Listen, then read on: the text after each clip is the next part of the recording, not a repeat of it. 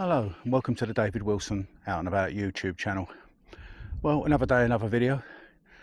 Today I'm 60 miles away from home on the Kent coast doing a walk between Foreland Lighthouse and Dover, the port of Dover. I started actually at 7:30 parking at the National Trust property at Dover. But unfortunately, all the way here, the sun has been glaring straight into the camera, so I've got no usable footage. So what I'm going to do, I'm going to take the opportunity to record the return journey. I'm already shattered, boiling hot, sweating, but it is what it is. So without further ado, let's crack on.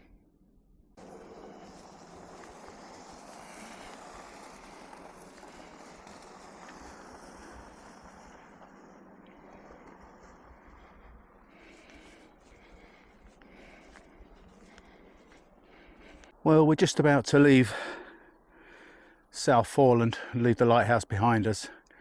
I'm a bit disappointed. Unfortunately, I couldn't get the drone up to film it. There's too many members of staff about. I think most people, when they do film it, get here early before it's open, get their filming done and get away. And also, I don't know if you can hear it in the background, but it's circling, coming backwards and forwards. There's a rescue helicopter up in there at the moment, so that's a no-no as well. Right, so we're heading away from the sun now, fortunately. It's an absolutely stunning walk, so I'm sure you'll enjoy it. So come on, let's get going. Oh, I can hear and see the rescue helicopter. Let's just stop.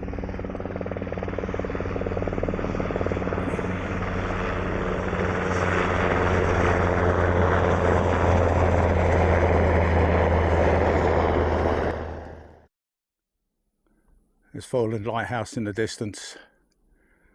Now the path winds along with the sea to my left.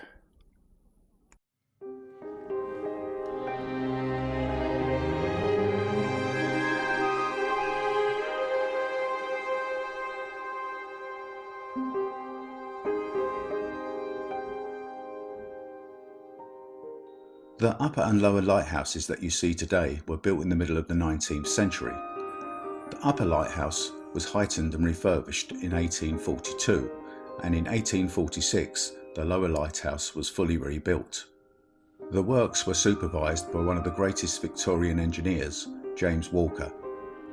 The upper and lower lighthouses can be seen from the land, but are even more spectacular when viewed from the sea. Sailors would line up the two lights, and when the upper light shone directly above the lower light, they knew they could steer safely past the southern tip of Goodwin Sands.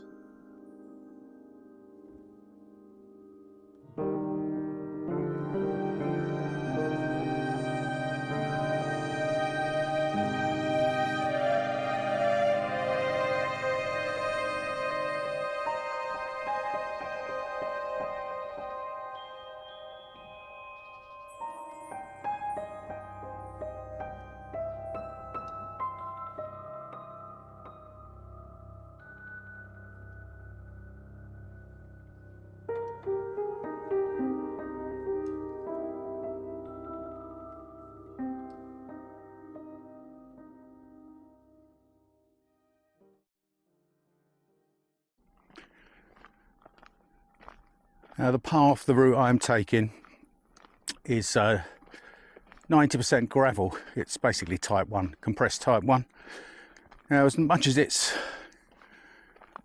allegedly a lot better than the old path, which was just a typical dirt path, which could get very treacherous, very muddy, very slippery in the winter, this is very, very hard on my knees. As I said, I've already done 3 miles. And it's been mainly on this, and I can feel it. You know, I've walked off every so often just to take a little grass path, and it's been a lot better for me. But you know, I need to stick to more to the upper path than the lower path. I suffer from vertigo badly, so the last thing I want to do is be walking along a cliff edge if I can help it. it's a strange one really, because sometimes it affects me, sometimes it doesn't. I have been out where I've just confidently walked along the edge of a cliff and thinking, wow, you know, I'm cured, and then the next time I'm clinging to the rock and crying like a baby. But it is what it is. Can't do a lot about that. So as he says he doesn't walk along the edge of cliffs, I've come off the gravel path and I'm walking along the grass and dirt path, and as you can probably see in front of me, I'm not far off the cliff edge, but I will be going back up. Now on this route back, quite often you'll see the Port of Dover in shot, and it really looks like I've just got another quarter of a mile, or you know, 200 yards to it, but it's very deceiving.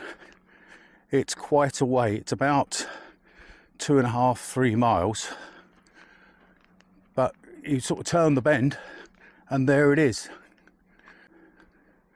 Now as you can probably see, there's the port now, and if I straighten the camera up a bit, you can see part of the windy path going all the way back to Dover, although there's lots of descents and ascents en route.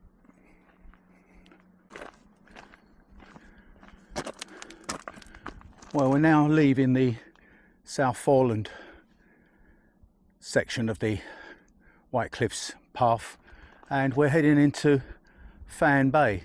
I'm hoping to get a view of the sound mirrors and the bunker, so it's absolutely stunning view. Right, I'm going to get on.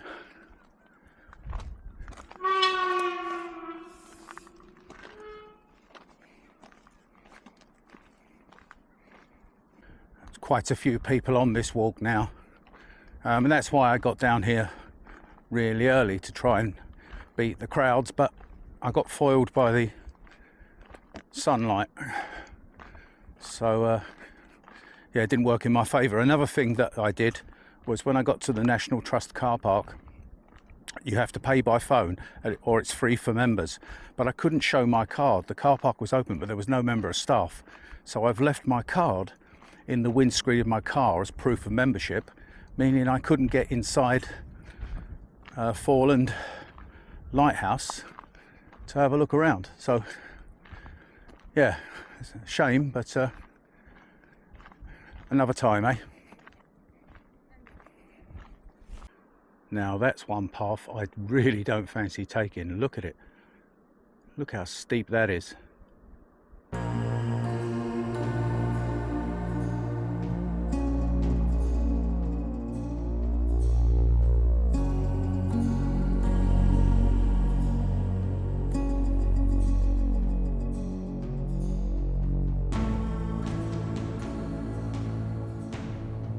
The Fan Bay sound mirrors are anti-aircraft acoustic detection devices. One mirror dates from 1917 and is 25 feet in diameter, the other being 30 feet in diameter and dates from the 1920s. They were intended to give early warning of approaching enemy aircraft by detecting the sound of their engines at long distance and forming part of a chain of partly experimental sound mirrors at points along the Kentish coast. Systems of acoustic detection of incoming aircraft were developed from just before the First World War and grew out of established techniques for locating enemy artillery positions. Early sites were based on acoustic detection, and many of the rare surviving sound mirrors along the southeast coast are scheduled or listed.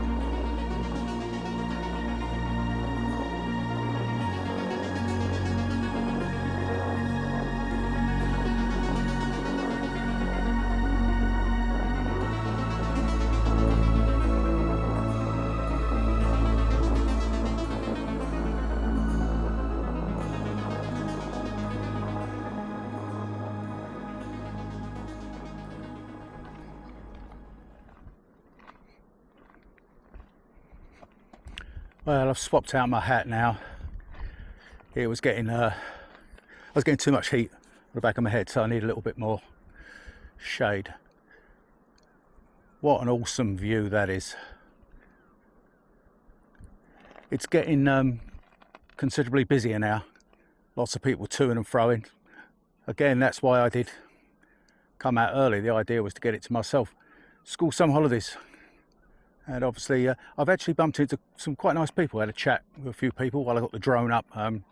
German couple with their family that have been in Wales, and they've just stopped off here for the last day before they get the ferry back over and drive through Germany. So from that side of it, it's actually been quite nice, you know, just stopping and talking to tourists, I suppose. So yeah, different type of walk for me with people about, but it's all good.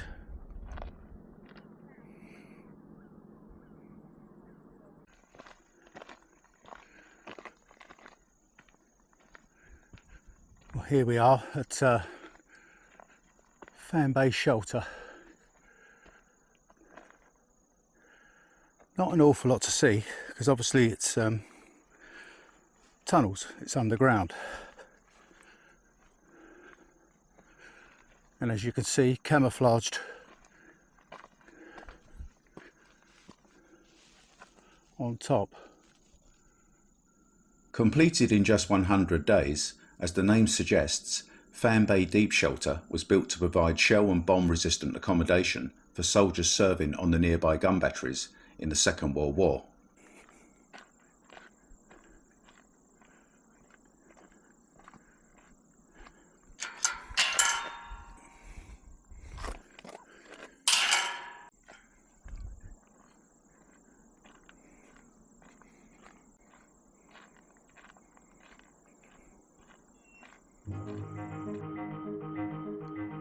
The White Cliffs of Dover are a region of the English coastline facing the Strait of Dover and France.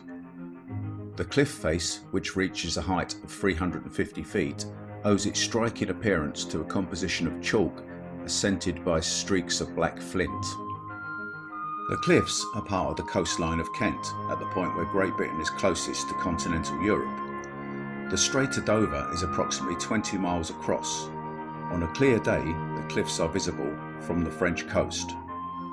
The cliffs have great symbolic value in Britain because they face towards continental Europe, across the narrowest part of the English Channel, where invasions have historically threatened and against which the cliffs form a symbolic guard.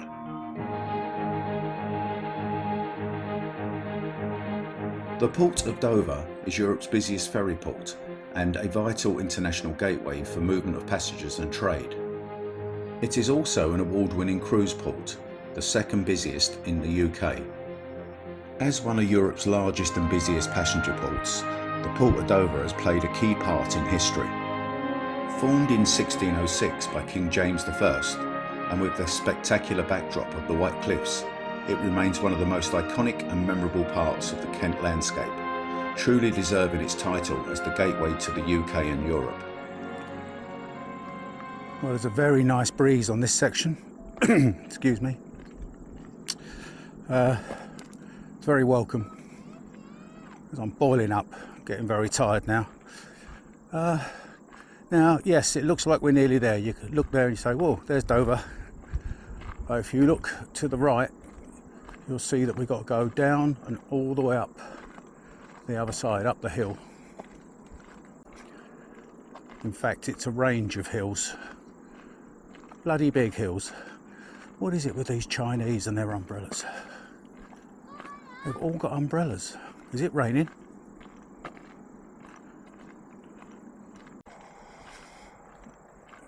So in the distance above the port, you can see the radar tower and the antennae. So yeah, that's the Coast Guard station, and that is very high up on the hill. We have to more or less go past that, so we've got to go up to that height. As you may be able to see, there's quite a few different routes down there, not paved like this, not gravel, just the old style as this was, I believe, the last time I came out on it a few years ago. And they are very steep descents and steep ascent. Oh, to have my youth back. and be running up and down those paths. It hurts me just looking at them. The down and up sections are taking their toll on my knees now, and especially being on gravel. I've taken painkillers and I'm wearing my knee supports today, but I'm still struggling.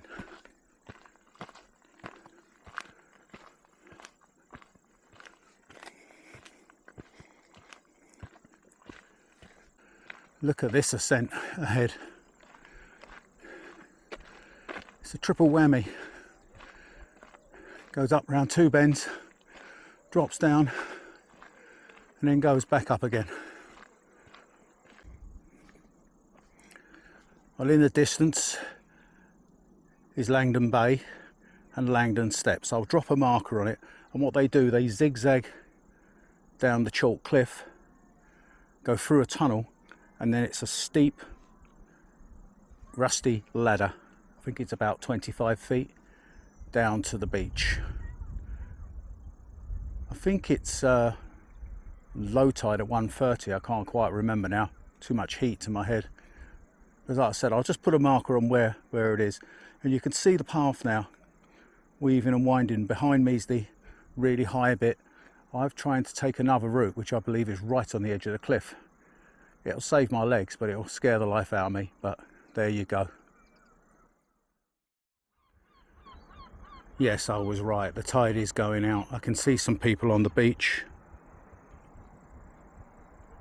Right, I've zoomed in. I don't know if you can see them. And you can definitely see the tide's going out, and I can just about make out the ladder. That is really, really steep. I'd love to do it, but I just know I can't these days. It's very frustrating. Very frustrating indeed.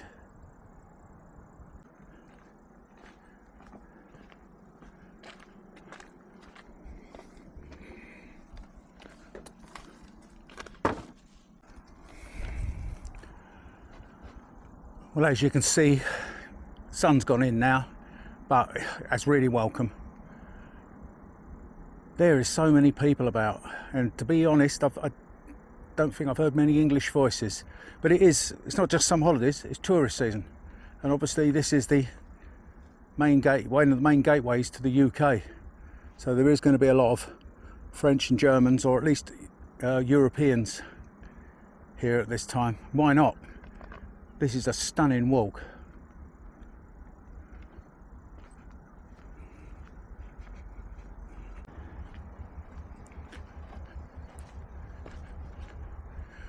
It's certainly getting blowy now. Ooh, but it's really nice. It's cooling me down, making me feel an awful lot better. And I can now hear the drone of the traffic and the ferries in the port. Industry's taken over from the gulls.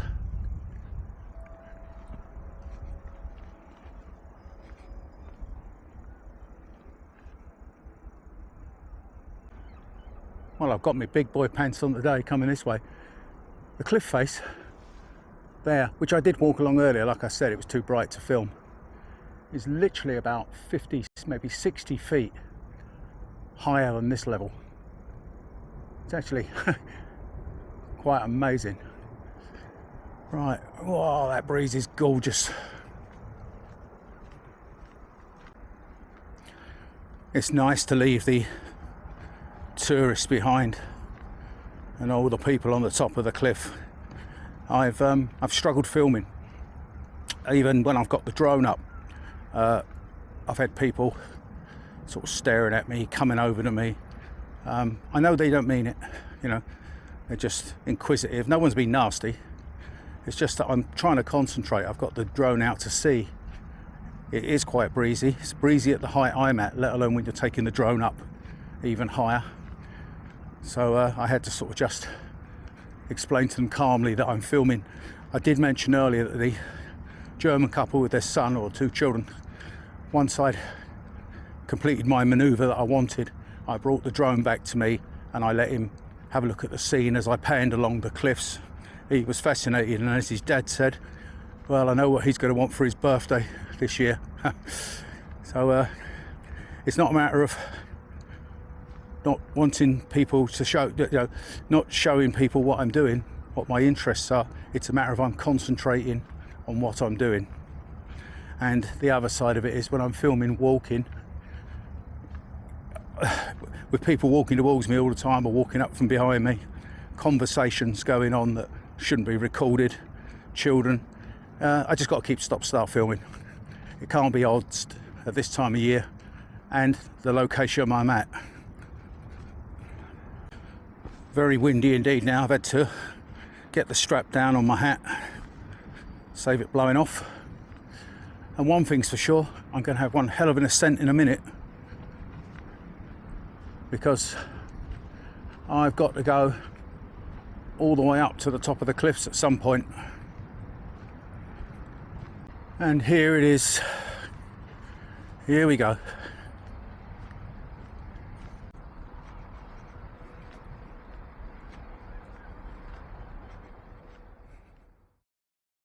Right, that's it for now. So if you like the video, please give it a thumbs up. If you haven't subscribed, please consider subscribing. It helps motivate me to get out and make more content like this.